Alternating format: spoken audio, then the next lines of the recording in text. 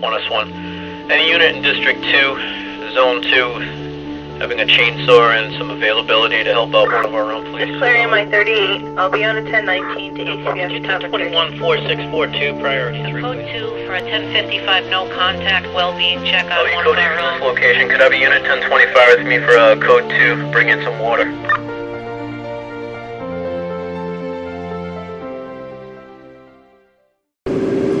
That's one will be code 8, unit 1019 HBS. That's one will be code 8, unit 1019 HBS. So on our multi-zone system here in Rhode Island, our RIPEG network, I figured I'd tell you a little bit of how it works in terms of the way that we use it with the mobile radio, excuse me. We have 5 zones, so there's 5 channels dedicated, 1 channel for each one of those zones. So as we move through the state, we change the channel according to the zone we're in. There's also a 6th channel, which is known as local. And that channel, you can get as many of those channels in the license that you want. We got some users that bought 4 of them. And they use it for simplex use for different uses, TAC use, or different groups use a simplex channel. And like I said, you can get as many as you want. Each one is only an additional $85. Considering when you own those frequencies, essentially, that's huge. And they fit right in with your system. But anyway, so we have 1 local channel, and the local channel is like an off-topic channel for us. We use it when we want to talk about things that are maybe not appropriate for our primary, or we want to talk about grocery lists, or something that just doesn't work or isn't really suited for a primary. So basically, like I said before, when I transmit, as long as I'm in the zone that whatever channel I'm on, like zone 1 over here on the southern end, I transmit on channel 1, that's zone 1. It goes to the node, and the node forwards it to the main repeater. And that basically is true with all zones in a multi-zone system, or a category 3. On a category 2 or a 1 system, which is roughly the same type of system that just configured differently for different uses, that's a single zone system, so there are no nodes. So there's a single channel for that repeater on a category 1 or 2 system.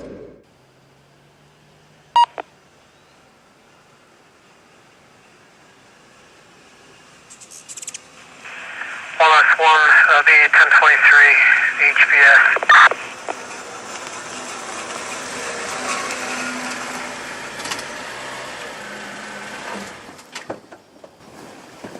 Okay, so back at the base, just switch our radio over to HBS, so now all of our portable traffic goes through the base station. S1 radio check 54321 portable.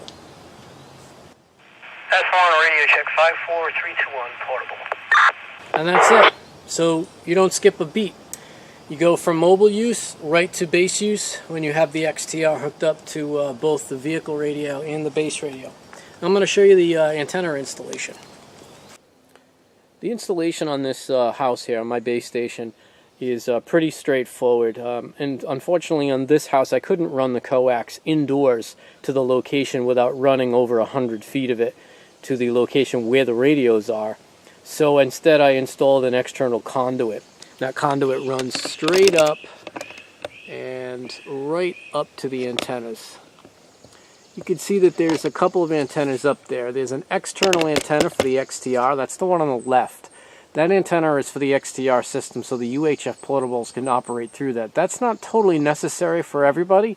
I just wanted additional range. I take the dog out for walks and tend to venture off the property quite a ways, about a mile. So having the external antenna is useful for me, but in most cases we just use the internal antenna that comes on the back of the XTR system when it's set up for a base installation. And you can see the main antenna, the one there off to the right, is the main PEG radio system antenna. And that's the one, or one very similar to it, is the one that you would expect to have for your main base operations. In most cases that's the only one you'll need if you don't need the extra range for the XTR system. So let's go inside now. I'll show you the base. Now at the base station, it's very similar, I guess, to the vehicle setup. very similar in configuration also, but again, you can ignore this. This top radio is a UHF radio. It has nothing to do with PEG.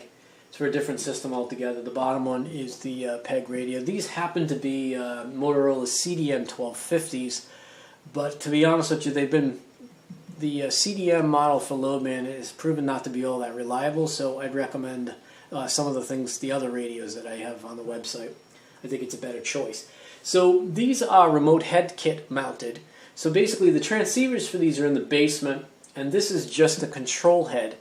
I like it because it's a clean look, you know, and in a small desk environment here in the kitchen, it's kind of nice to have less bulk.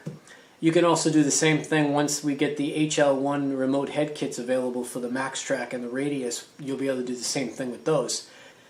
But now that we get into the base situation, we can turn on, and this base station is equipped with an XTR as well. So we would change the setting on the portable from vehicle rather to, what do we got, HBS? Yeah, HBS on the lower display.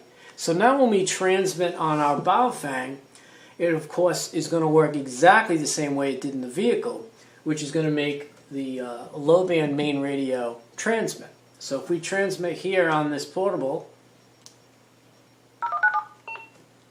1S1, radio check, 54321.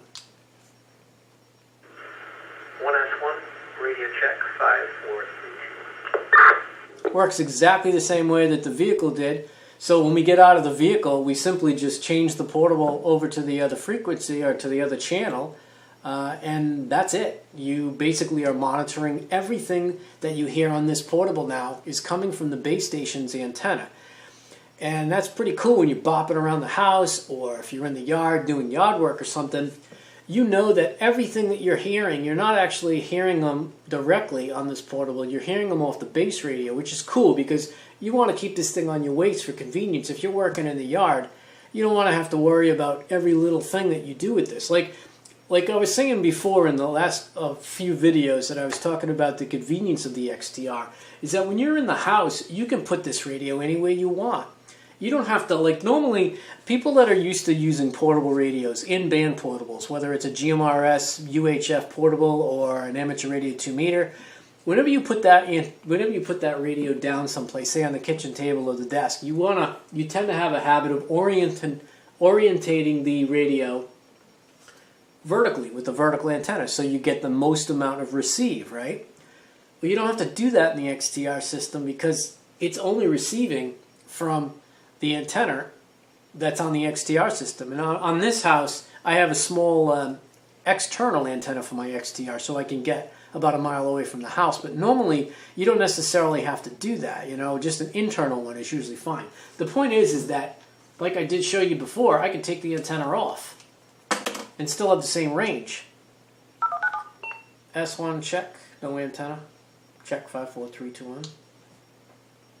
S1 check, no antenna.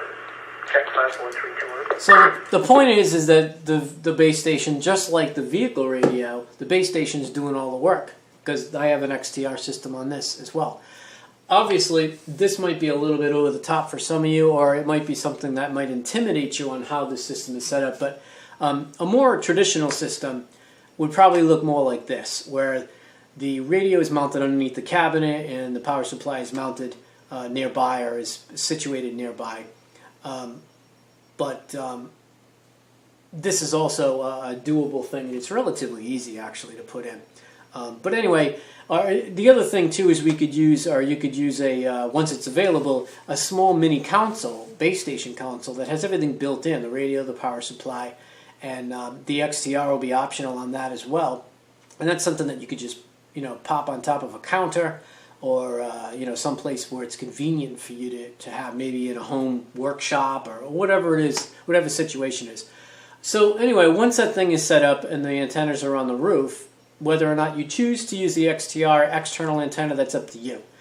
But it's not necessary for most circumstances. If you just need to get an eighth to a quarter of a mile away from your house with your which are UHF portable around your home, then you don't really need to put the external XTR antenna up on the roof. The internal one would work just fine, and the internal one is basically the antenna mounted directly to the back of the XTR module.